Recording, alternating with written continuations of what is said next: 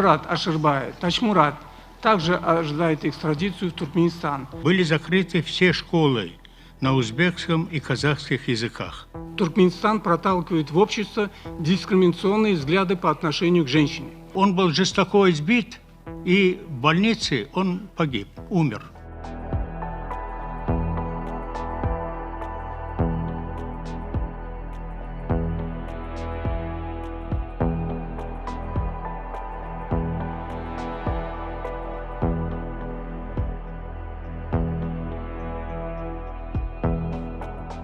30 августа туркменский беженец Аширбай Бекиев, преследуемый на родине по религиозным мотивам, был депортирован из Москвы в Ашхабад.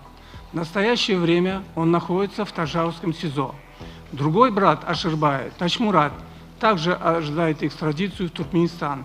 Вина братьев состоит в том, что они оказывали материальную поддержку 12 туркменским студентам в Санкт-Петербурге и обучали их исламу.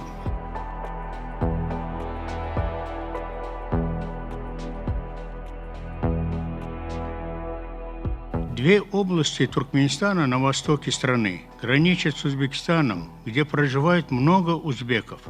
Еще при жизни Ниязова, это первый президент Туркменистана, были закрыты все школы на узбекском и казахских языках.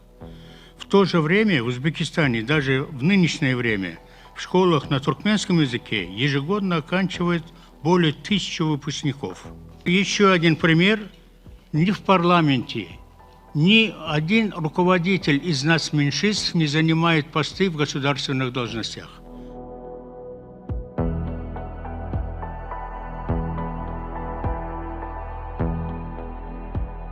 Один из примеров – это школьник Сулейман, который дошел до финала по вольной борьбе на чемпионате страны.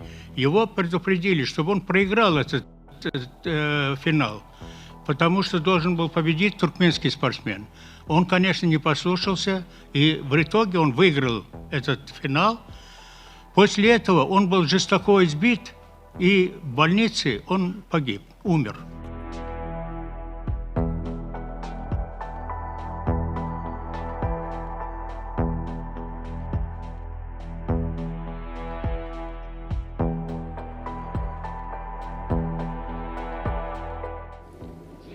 В Туркменистане одна из самых уязвимых частей населения.